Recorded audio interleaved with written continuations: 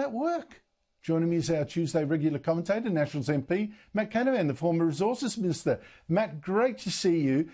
Can you explain what's going on? The government wanted to slash emissions, driving up power prices, then paying big emitting smelters to stay open. Well, it's actually worse than that, Andrew, because we actually tax most of these smelters and refineries as well. So the government has a carbon tax in place. They call it, the Orwellian term, the safeguard mechanism, which applies to over 200 of Australia's so-called biggest polluters. Almost all of our smelters and refineries are in that list because they're very energy intensive. And therefore they do this evil thing like create jobs and also create carbon emissions. And so because they're over that threshold, they're under law required to reduce their emissions to net zero by 2050. It's about 4.9% a year they have to do so. And to do that, they have to go buy carbon credits or spend other money to reduce emissions. That's effectively a tax. It's a burden placed on them.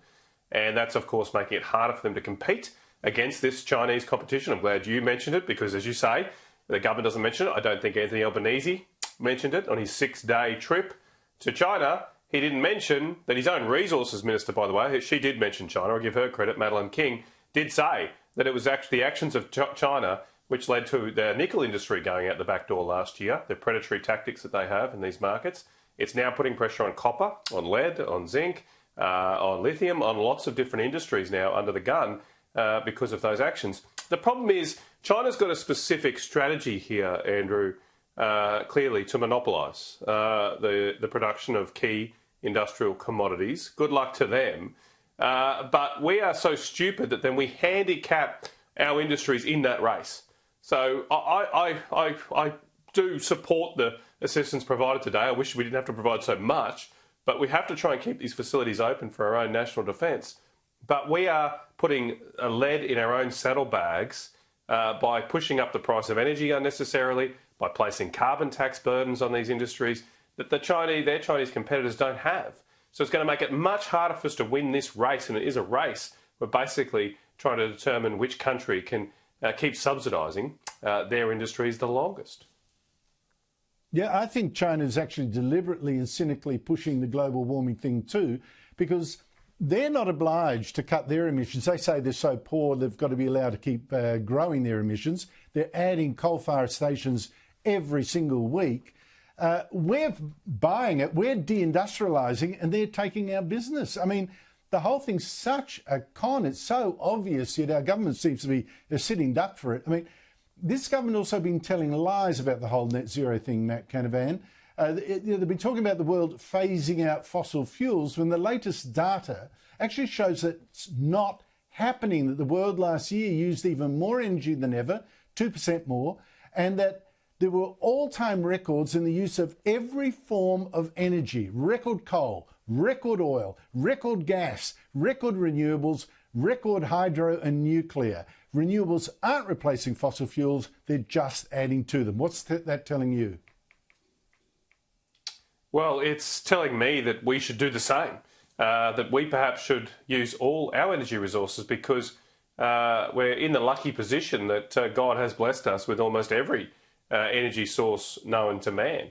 And so why don't we just use them all like other countries, like China are, to provide jobs and lower energy prices, lower cost of living for all Australians? That to me seems logical. I mean, it seems logical that if we're going to export our coal to China, which we do, and help them compete with us, we shouldn't deny the use of that same product to ourselves. That's more lead in the saddlebags of our industry, of our jobs, by denying them use of that resource that we give, or we sell at least, to our competitor. I mean, you've got to give the Chinese officials some credit for keeping a straight face in these conversations they have with Western leaders. It must be very, very difficult for them, and presumably they go out in the back room and burst out laughing after the cameras are off, because they do. They sit there and sit through these moral lectures from our own government, and meanwhile, as you say, they're building 2 coal-fired power stations a week.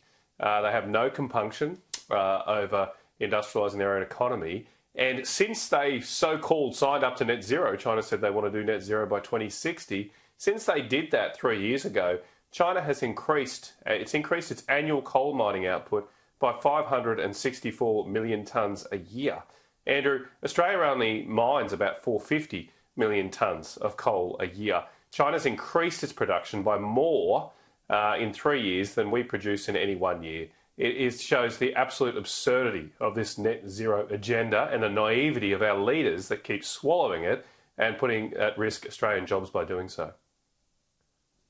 Honestly, the great transition to green energy is clearly not happening. The facts don't lie, but our government does. M.Canavan, thank you so much for your time. I know you've been quite ill, so I really appreciate you crawling in front of a camera and giving us your time. Really appreciate it. Thank you so much. After the break, Vladimir Putin